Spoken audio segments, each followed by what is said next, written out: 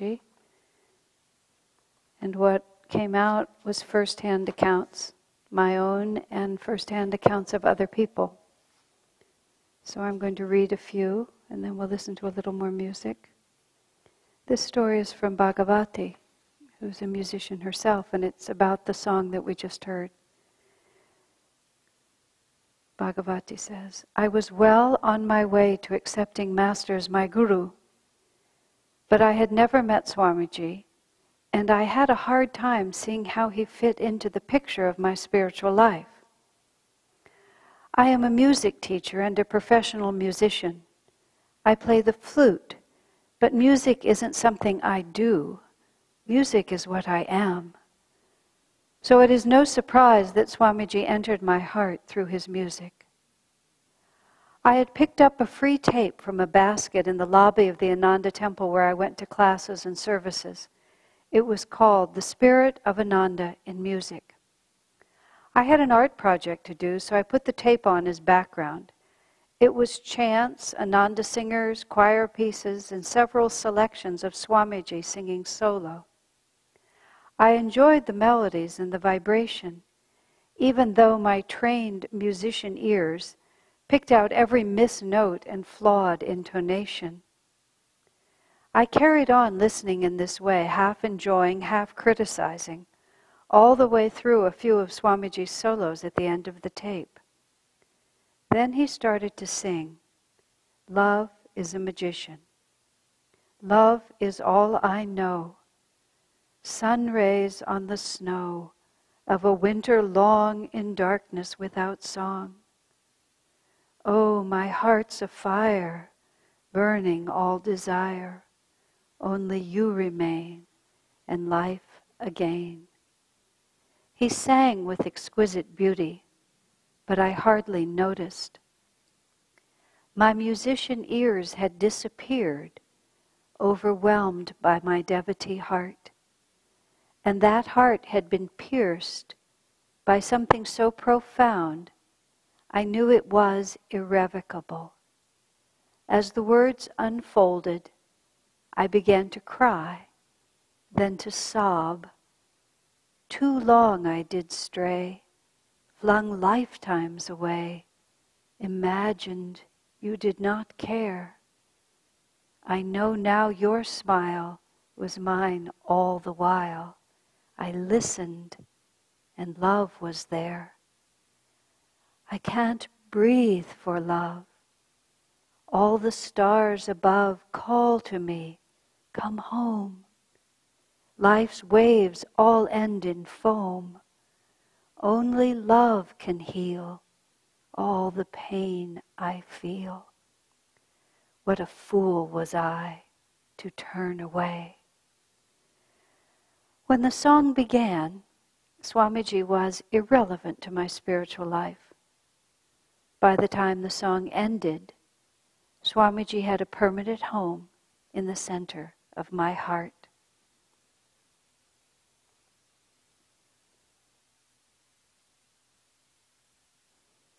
And it's called I Need Your Help. For 29 years, I was afflicted with a terrible addiction. Not merely a habit, but an addiction, something I needed every day. I tried therapy, 12-step programs, affirmations, willpower. Nothing worked. When I got on the path, I read everything Master said about overcoming temptation and changing habits. Still, the addiction was unbeatable, stronger than anything I could throw at it. When I confided to an Ananda friend, she responded, "Have you asked Swamiji to help you?" "I wrote to him several times," I said. "Just writing to him isn't enough. What I'm asking is, have you opened your heart to him? Have you asked him to give you the strength to overcome this? Have you prayed to Swamiji?" I hadn't done any of those things, so I decided I would try. That night, in meditation, when it was time to pray, words came to me with such intensity, I felt that they were praying me. Dear Swamiji, I said, I can't do this alone. I need your help. I know you can help me. For the first time, I understood what Jesus meant when he said, pray believing. I knew that Swamiji could help me. A few days after I began that prayer, 29 years of addiction ended. The desire completely disappeared. In the years since then, I haven't had a single symptom, not an urge, not even a temptation. About 6 months later, I greeted Swamiji after a Sunday service and thanked him again for the help he had given me.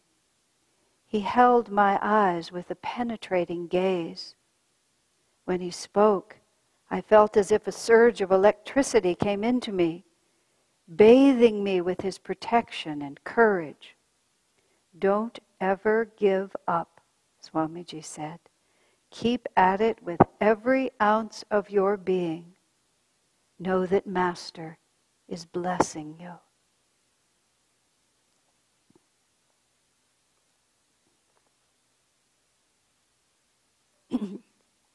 Equal in God was submitted by an Ananda devotee, someone, again, who didn't want their name known. I was at the library looking through the section of spiritual books when I first saw Autobiography of a Yogi. I felt a connection to Master's picture on the cover, so I picked up the book and held it in my hand for a moment. But instead of checking it out, I put it back on the shelf. Next, I picked up Swamiji's book, The Path. When I saw his picture, I knew I had to take this book home. Reading The Path made a deep impression on me. But I was just coming out of a decade of drug and alcohol addiction and was still in the throes of a serious eating disorder. The timing wasn't right, and it was 10 years before I actually met Swamiji. By the time I was introduced to him in Assisi, Italy, I really wanted what Ananda had to offer. Even though I had been clean and sober for a number of years, I still identified myself as an addict, and the eating disorder had me in its grip. I was filled with shame. I desperately wanted to show Swamiji that I was a spiritual person so that he would want me to live at Ananda, but I was terrified that he would see right through me. And he did, but not in the way I feared. It wasn't anything he said. It was just the way he looked at me. It was more than just the complete absence of judgment. It was hope. Hope for a future that was free from the addictions that had made my life a living hell. Swamiji could see what I was up against and wordlessly communicated to me that my present condition was just temporary. The spiritual freedom he had, I could have too. In fact, would have. It was my destiny as much as his. Meeting Swamiji was the turning point. It gave me the courage to move to Ananda, and not long after to give up the eating disorder. The first time Swamiji came to visit the community where I was living, I somehow ended up being part of a small gathering with him in the living room of the house where he was staying. I was the only newcomer. Everyone else there had been at Ananda for at least a decade. I wondered how I ever got into that room. When Swamiji began to speak, he included me in the conversation in the most natural way, as if I too were one of his oldest friends and as much a part of Ananda as anyone else. He asked my point of view and listened respectfully to my answers. It wasn't that he made me feel special. In some ways, it was just the opposite. He made me feel equal. I felt anyone could have been there, and he would have treated that person too in the same respectful way. A couple of years later, I was having a hard time. The honeymoon was over. Now I had to face life day after day. without any of the addictive props I had used for so long. It was my birthday, and I felt so lonely. I didn't know how I would be able to go on.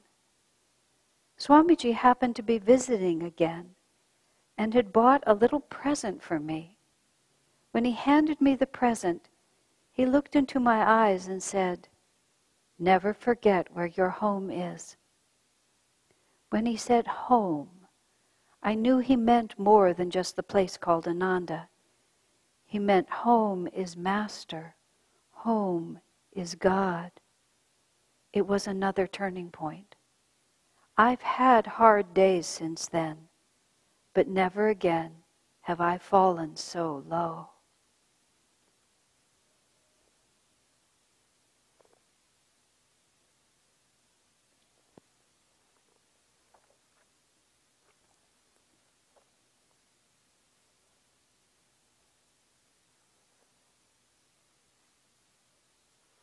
This one is my story, and it's called A Calm Heart.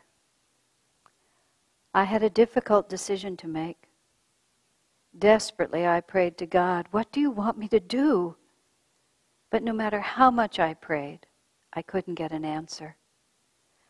I asked to speak to Swamiji about it.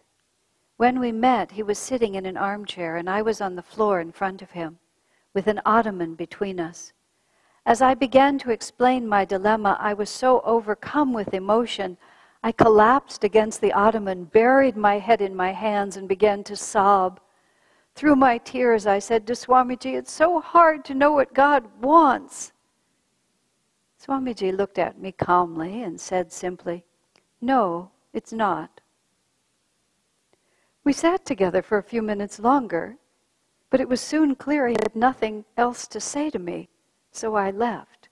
May not be hard for him to know, I thought, as I made my way home, but it is hard for me. Swamiji's answer, however, had not referred to either one of us.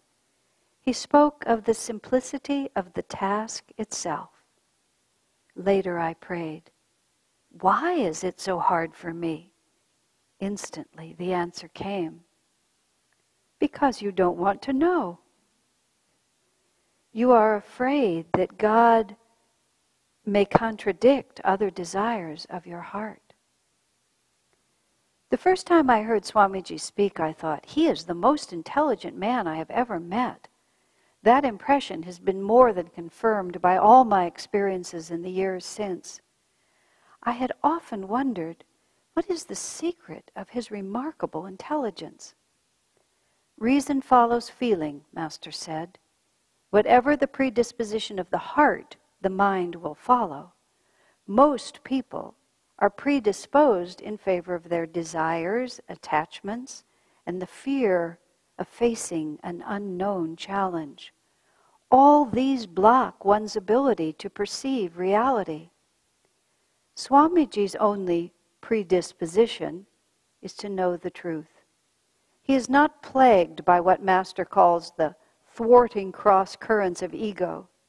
He has a single desire, to know God's will. Swamiji leads with his heart.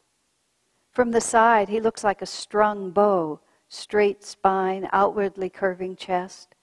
The clarity of his mind comes from the courage of his heart.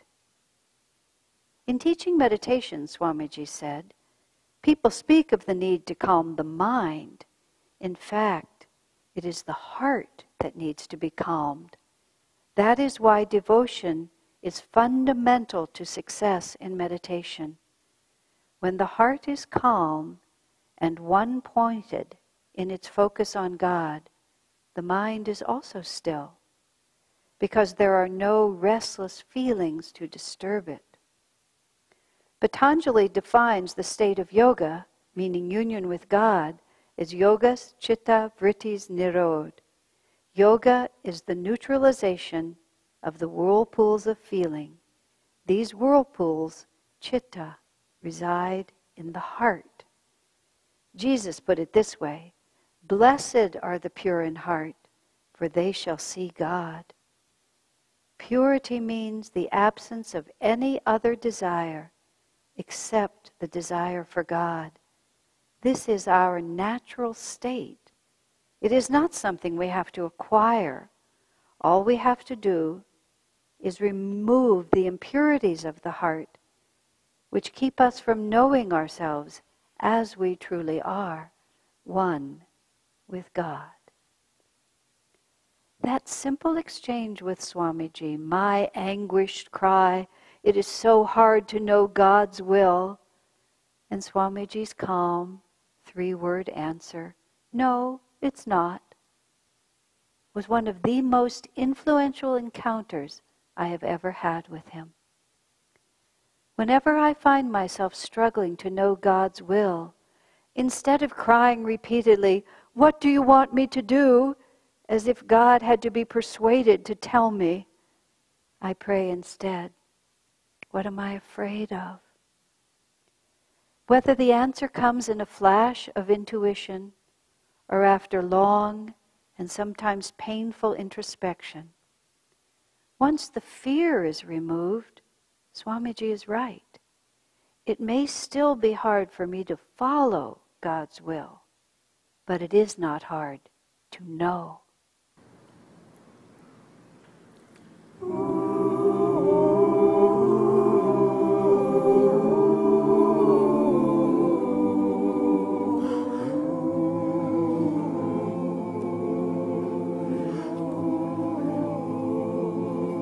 I've known them forever, they've haunted my slumber and called to me out of the deeps of space. The love that they promise has helped me remember another time a caring embrace. Dark eyes in the morning, dark eyes in the evening, dark eyes in the starlight at end of day. Dark eyes that speak silence, they whisper, "Come find me." You'll never know true love if you stay. Now I seek them in the winter time, oh, I seek them in the spring. Those two dark eyes draw my heart away to where sun and moon sing. I laugh now in the summertime when ripples on the river play. I laugh soaring with the meadowlarks, love has made my heart gay. I laugh soaring with the meadowlarks, love has made my heart gay. I've known them forever, they've haunted my slumber and called to me out of the deeps of space. The love that they promise has helped me remember another time a caring embrace.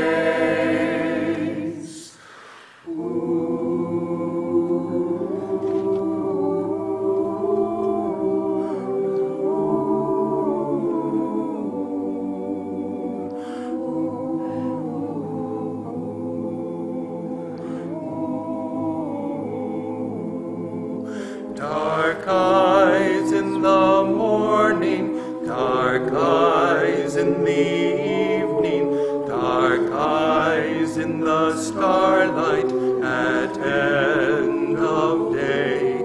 Dark eyes that speak silence, they whisper, "Come find me." You'll never know true love if you stay. Now I seek them in the winter time, oh, I seek them in the spring. Those two dark eyes draw my heart away to where sun and moon sing. I laugh now in the summertime when ripples on the river play. I laugh soaring with the meadowlarks, love has made my heart gay. I laugh soaring with the meadowlarks, love has made my heart gay.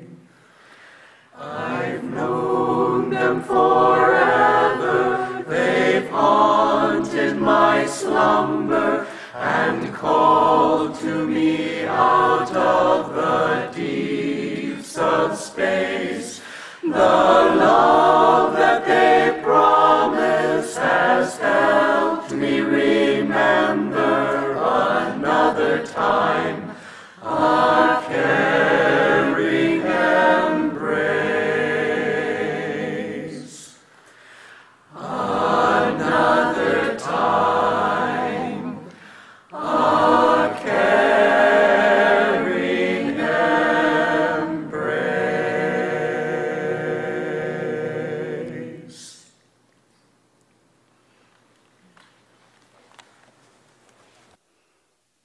Let's meditate now. The story was offered by Jayadev, who's a devotee in CC. It's called God Remembrance. I was with Swamiji having dinner with the family of an Ananda friend. They were educated, refined people, but not devotees. So the conversation was about art, language, politics, everything but God. It was interesting, but part of me kept thinking, here I am sitting next to Swamiji. How nice it would be if we could speak more freely about the things that are closest to our hearts. At that moment, Swamiji turned to me and softly hummed one of my favorite chants, Lord, I am thine, be thou mine. I felt him telling me, no matter what you are doing outwardly, your consciousness can always be with God.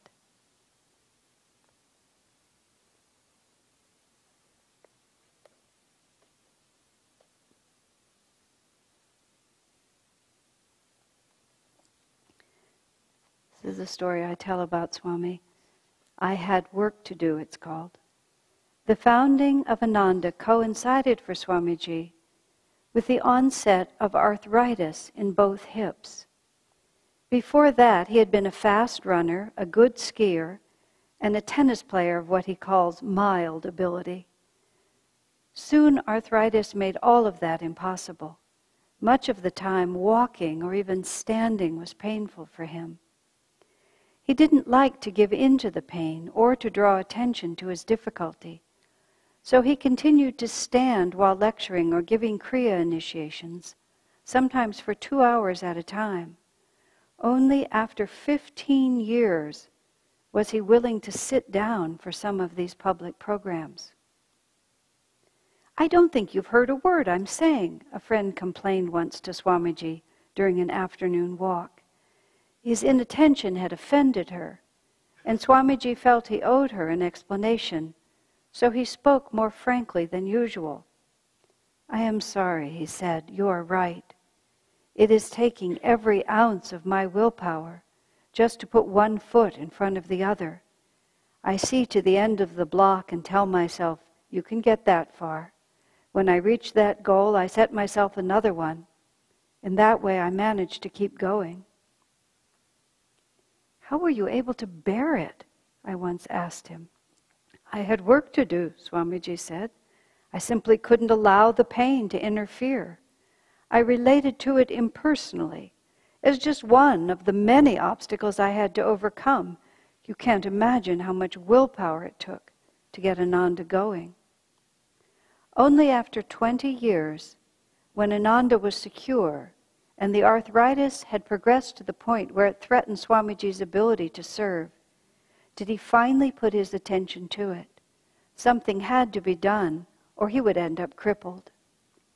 In 2 operations several months apart, Swamiji had both hips replaced. He was a new man.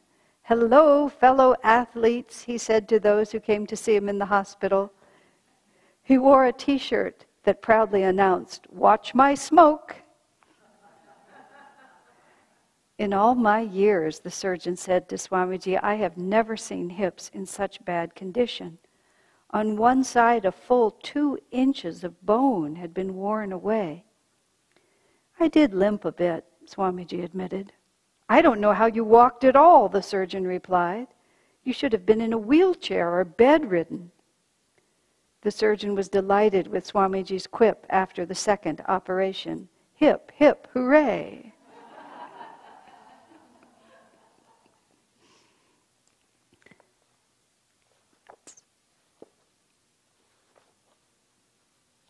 This is a brief, very brief story under the section called First Impressions. This is from Jaya. It's called Fashion Sense. The first time I saw Swamiji, he was dressed like the United Nations. He had on loafers, dark dress socks, an orange dhoti, which looks like a skirt, an Indian-style shirt, an overcoat, and a French beret. Before he said a word, I thought, I like this man. He is completely himself.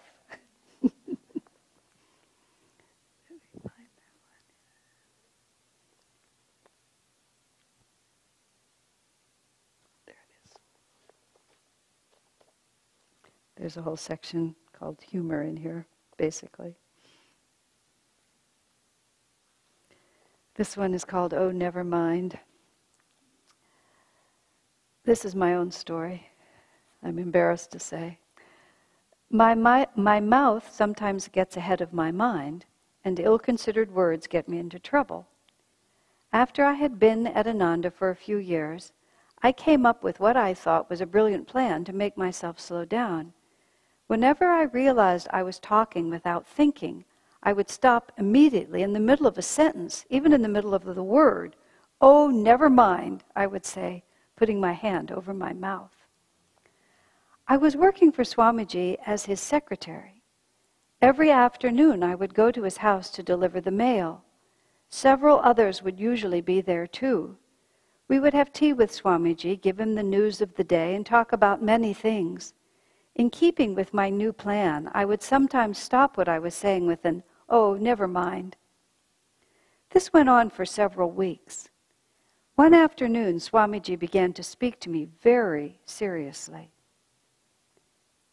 I was meditating this afternoon, he said, and Babaji came to me. He had a message for you. I'd never heard Swamiji say anything like this before. I could hardly breathe. Babaji told me to tell you. Swamiji paused, then lifted his hand just before answering, covering his mouth. He said, oh, never mind.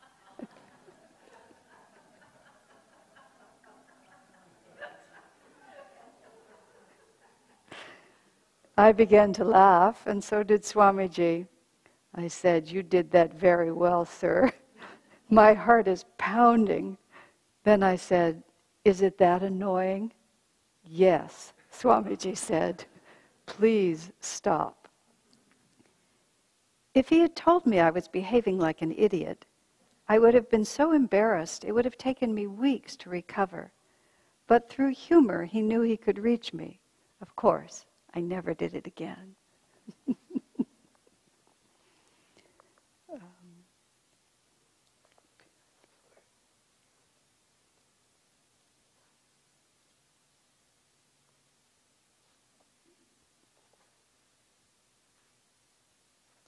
This was submitted by Anandi about herself in Bharat. It's called Give It Your All. In the summer, Swamiji often invited people over on Saturday afternoons to enjoy the swimming pool at Crystal Hermitage. One afternoon, the men started playing a game of horse and rider. One man would get on the shoulders of another, and the two riders would wrestle until one or the other was knocked into the water. Swamiji entered the game as a rider. He is 20 years older than the men he was playing against, but he is strong and has enormous willpower. Everyone who went up against him was quickly defeated. Of course, the men were a little half-hearted in their efforts. After all, they were fighting against Swamiji. Then my husband Bharat got into the game. There was nothing half-hearted about the way he played. Bharat loves competition and was determined to win. I was horrified. It was all in good fun, but pushing and grabbing did not seem to me the way to treat your spiritual teacher. Bharat is strong, and he fought hard. It took time for Swamiji to defeat him, but eventually Bharat tumbled into the water, and the game ended with a big splash and then a burst of laughter. My only comfort was that at least Bharat hadn't won. But I shouldn't have worried. The next day at Sunday service, Swamiji described the scene in the pool, graciously omitting any reference to who had won or lost. Then he praised Bharat for the determined way he played the game. It takes energy to succeed, Swamiji said appreciatively. If you are going to do something, you should give it everything you've got.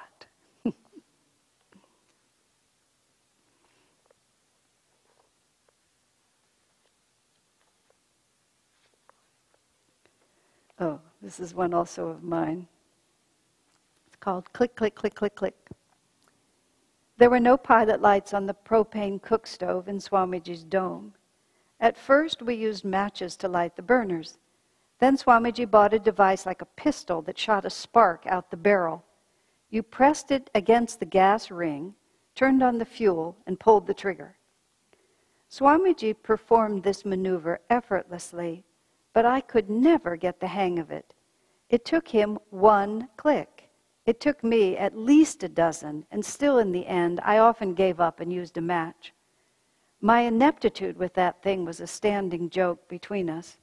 We often laughed about it, but Swamiji never let me off the hook. He was determined that I learn. I couldn't get away with using a match. His whole house then was just the dome, and wherever he was, he could still hear me in the kitchen. One day, when he was in seclusion, I came to cook him dinner.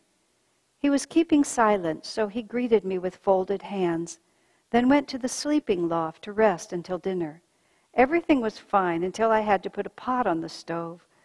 With a sigh, I picked up the sparker. Click, click, click, click, click, click, click, click. It was worse than usual. Somewhere in the middle of all those clicks, Swamiji came into the kitchen. He took the sparker from my hand and carefully showed me how to use it. As usual, with one click, he lit the burner. I put the pot on the stove, and he went back to the loft. My relief was short-lived. A few minutes later, I needed a second burner. I considered changing the menu, looked longingly at the matches, then picked up the sparker. Swamiji does this easily, I said to myself. I'll pretend that I am he. I adjusted my posture to match his straight spine, heart-forward stance. Then, imitating his movements exactly, I lit the burner in one click. Swamiji was in silence, so he couldn't cheer. But from the loft came the sweet sound of Swamiji applauding. This has always been a vivid memory of mine for more than 30 years. I always thought it a charming example of what fun it is to be with Swamiji. But now, as I write this, I see he had a serious purpose. I couldn't use the sparker because I couldn't concentrate long enough to coordinate all the movements. I'd put the barrel to the ring, then forget to turn on the gas, or I'd pull the trigger when it was too far away to light. Lack of concentration was a problem in areas of my life that were far more important than cooking, meditation, for example. Swamiji couldn't order me to concentrate. It was something I had to learn for myself. He didn't want to criticize me directly. He knew I was oversensitive and easily discouraged. But I did respond well to humor. Because the sparker was a humorous game, I persevered. And eventually, I learned to use it, sometimes even in one click. It was a small step, but over many years, small steps make a mighty journey.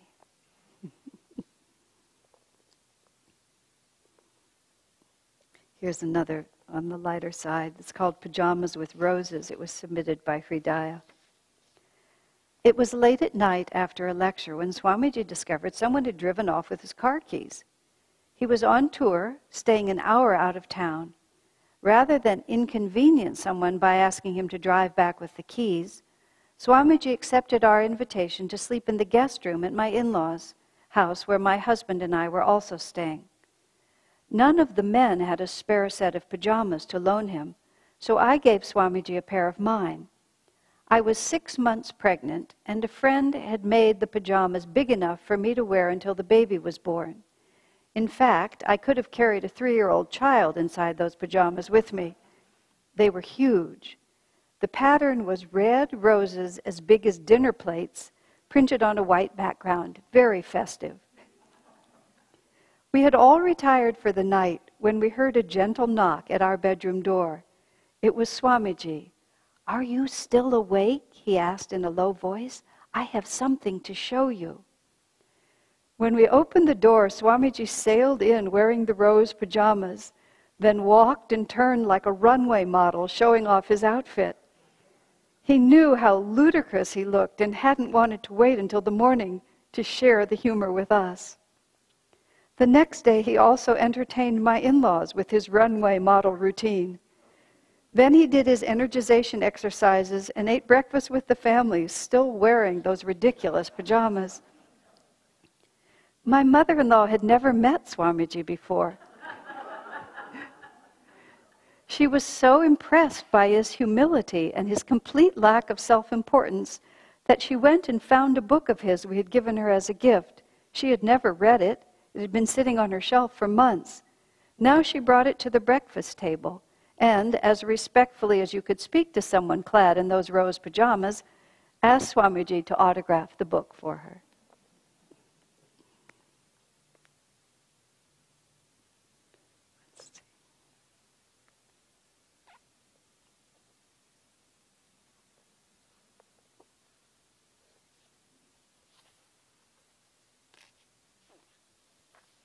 This one is called Spunk. It's a story that I tell about other people. At first, the meditation group leader worked in cooperation with me. Me as Asha in this case. I visited that city several times a year and was the group's main connection to the rest of Ananda. Then I found out he had established the group as a separate corporation using Ananda's name and most of our bylaws. The only difference was that he, not Swamiji, was spiritual director for life. I tried to explain to him that it was hardly fair to use Ananda's name and reputation to attract people, then offer them something quite different, that is, himself, rather than Swamiji as the spiritual authority. My reasoning, however, did not persuade him. Ananda was just beginning to expand beyond the borders of the village, and none of us quite knew how to handle this, so Swamiji stepped in. He invited the man to come for a visit to the village and to come to his house for lunch. I was included in the luncheon, and it was a very pleasant afternoon. The two men discussed a wide range of topics, and only at the end touched into the reason why Swamiji had called him there. "You are doing good work," Swamiji told the man.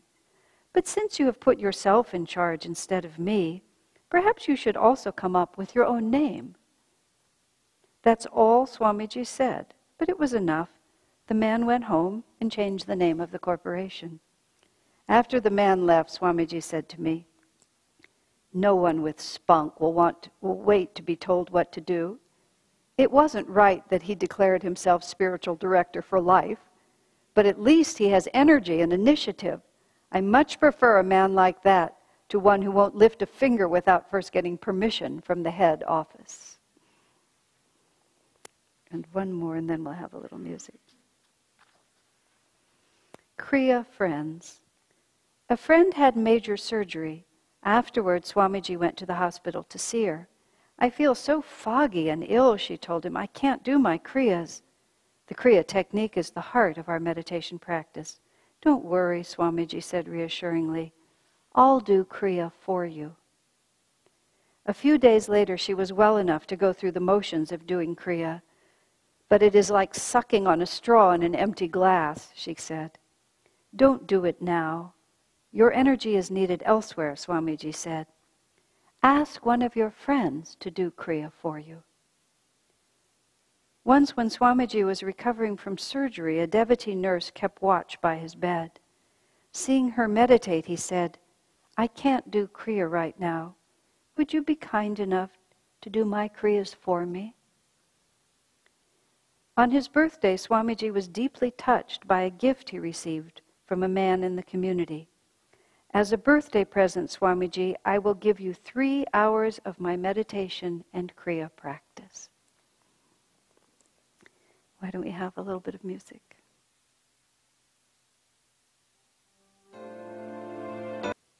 You have a serious medical condition called a fistula, the doctor said to me. The only remedy is surgery. I had come to Italy to visit relatives and take care of some business obligations there. As soon as I arrived, I started feeling something very painful in my lower back.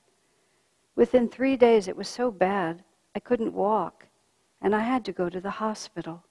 A fistula, I found out, is an abnormal opening or connection between 2 internal organs, or from an internal organ to the surface of the body. Mine was inside. We have to operate as soon as possible, the doctor said. Otherwise, you won't be able to stand the pain. I agreed, and the next day I had the surgery. The fistula, however, was so large and so deep, the surgeon was unable to repair it completely. You'll have to wait a few weeks until the first surgery heals, the doctor said. Then I'll operate again and finish the job. Oddly enough, the doctor tied one end of a string to the spot where he stopped working and left the other end dangling outside my body so he could easily find his way back in, shades of Theseus in the labyrinth. It was disconcerting to see that string hanging there. After the surgery, I had to stay in the hospital another 5 days, still in great pain, which the doctor said would continue until after the second operation. Swamiji happened to be visiting Italy at the time, and he sent me a beautiful big bouquet of flowers. It caused quite a stir. In Italy, so many flowers are given only to mothers with newborns. When I was released from the hospital, I was still gasping with pain and hardly able to move. That very day, an Ananda friend called to tell me that in 2 days, Swamiji was coming to visit me. I couldn't say no, but I also couldn't imagine how I'd be able to see anyone. The next day, I was still in excruciating pain. The day after, however, I woke up feeling quite a bit better. When I got up and started to make the bed, I was horrified to see the surgical string lying there on the sheet. It had fallen out of my body. Immediately, I went to the hospital. The doctor inspected the site of the surgery. He was strangely silent. Then he said, "I see nothing there at all. Everything looks perfect. I can't find any sign of the fistula." It was obvious to me, too, that something had changed, for now I had only a little bit of pain. I was stunned by the sudden turn of events and delighted that I would be well for Swamiji's visit. We met at 4 p.m. and at his suggestion went for a walk together. The day before, I would have been in too much pain. Now I walked easily. My wife knew about my remarkable healing, but I didn't mention it to Swamiji or to anyone else. Suddenly, without warning, Swamiji stumbled and nearly fell to the ground. For no apparent reason, he suddenly had an intense pain in his hip, and being unable to put weight on his leg, could hardly walk. Fortunately, we were not far from the home of one of my relatives, and I half carried, half dragged him there. Thank God I was well enough to do it.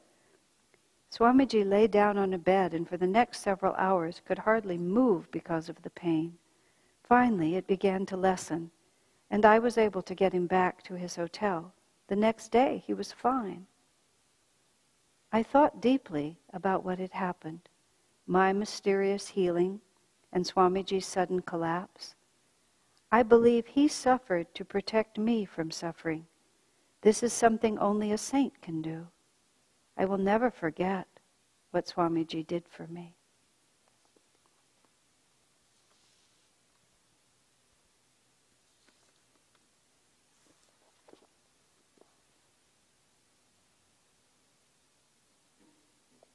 This one is called Stillness. This came from Miriam, Swamiji's nurse. Swamiji was extremely ill with double pneumonia, and it wasn't safe to leave him alone. He had a high fever and his lungs were so compromised, I didn't need a stethoscope to tell what was going on. I could hear from across the room. In the intervals between the coughing fits, he gasped for air.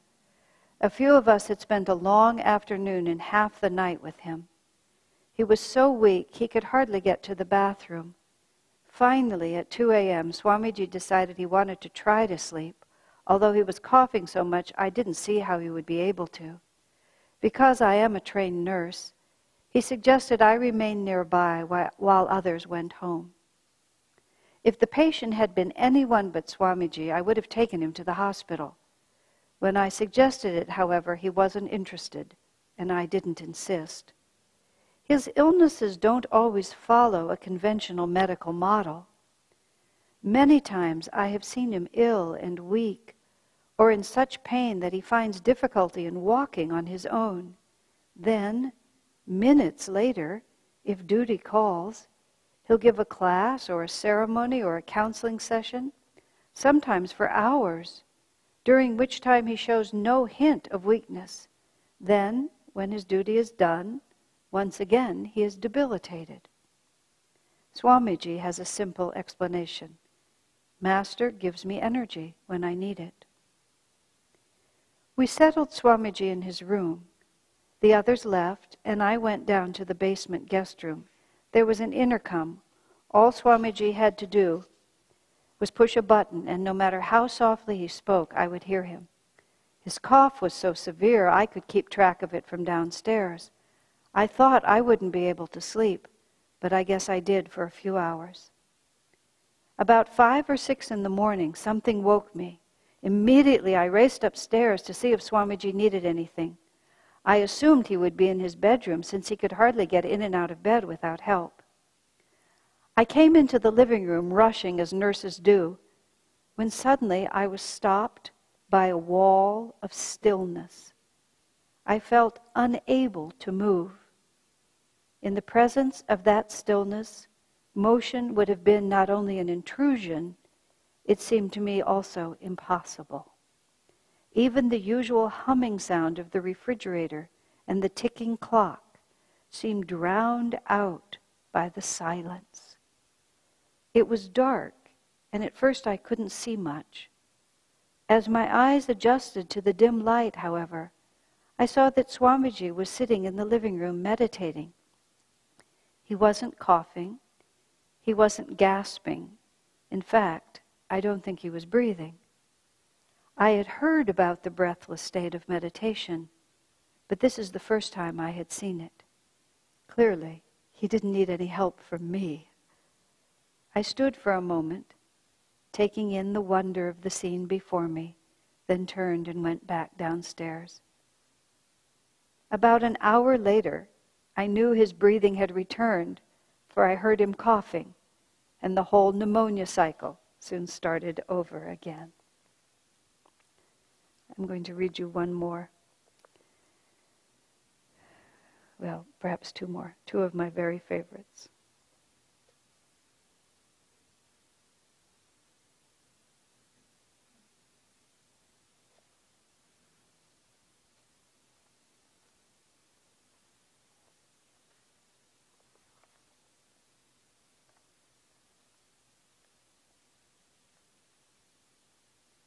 This one is about Paula. Our friend Paula, who died.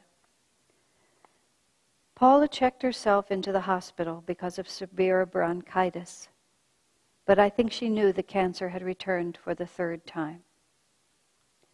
The doctors tried one more procedure, but in the middle she went into convulsions, and for a few moments her heart stopped. After that, the doctor said, "There is nothing else we can do." She lived 3 more days. It was one long going-away party, with constant phone calls, a steady stream of visitors, and a crowd of friends and family camped out in her hospital room. She was much loved and would be sorely missed. It was impossible to be sad, however, for Paula was obviously in a state of grace. She had a little unfinished business with a few people, but by afternoon of the 3rd day, it was all done. The transition came suddenly, in the middle of a conversation about coffee. Paula loved coffee. She stopped talking, gazed upward, then closed her eyes.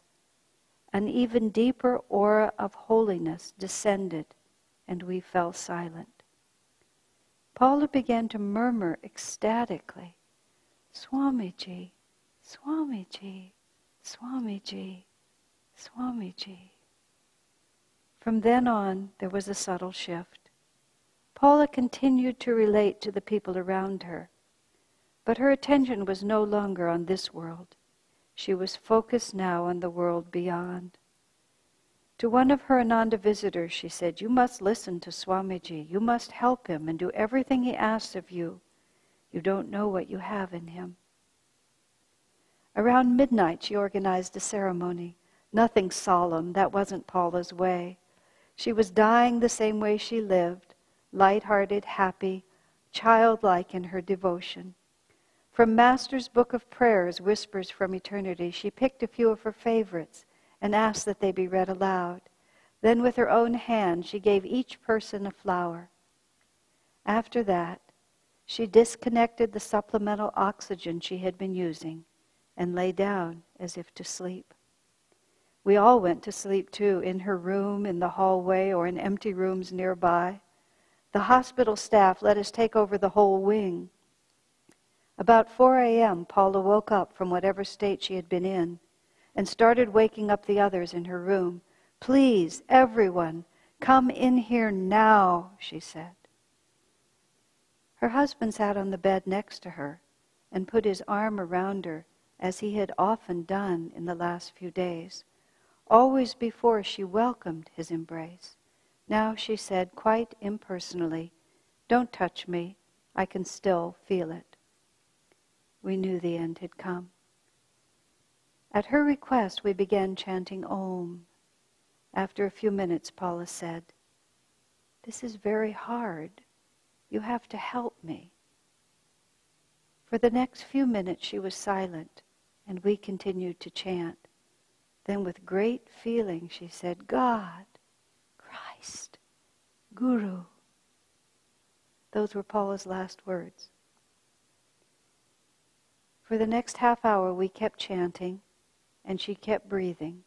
Then her breath stopped. Suddenly I felt power pouring over me as if a mighty angel were passing by. I was astonished to find myself sobbing with joy. Paula was a spiritual leader at Ananda. Among other accomplishments, she helped develop the Portland community and successfully managed 2 different businesses. But she never called attention to herself, and most people thought of her as just one devotee among many. So it came as a surprise at her memorial service a few days later when Swamiji said, "I believe Paula may have been liberated. Only a person of true realization could die the way she did." On her last day, Paula spoke to Swamiji on the telephone. "I hope you don't have to come back to this world," she said. "I hope I don't have to come back either.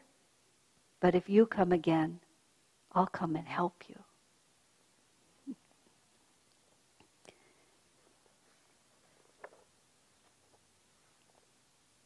When people ask me what my favorite story is, I say this one that I'm about to read. In His Hands, it's from Malini. Malini was the first person I met at Ananda, my first spiritual friend. Spiritually, Malini says, I have been fortunate. I came to Ananda at an early age and have never wavered in my commitment and devotion to this path. For many years, however, my personal life was tumultuous. 2 divorces, cancer, and years of crippling self-doubt. Through all that long, difficult time, Swamiji's patience with me has been nothing less than heroic. Dozens of times he counseled me for substantially the same reasons, offering the same advice, couched in different words according to the context at the time. God loves you. Don't give up. Keep offering your devotion to Him. You can do it. I know you can. There was no one dramatic moment when my life changed completely. Swamiji's influence has been like water on a stone. At first, imperceptible, then gradually, over time, carving into the tough surface of my ego, a smooth receptacle for God's love. My story will not be written in large letters across the pages of history. Mine has been a humble life. In his poem Samadhi, Master offers divine reassurance to devotees like me. The sparrow, each grain of sand, fall not without my sight. I am like the sparrow. Many times I have fallen. Each time God has noticed, and through Swamiji's love, lifted me up again.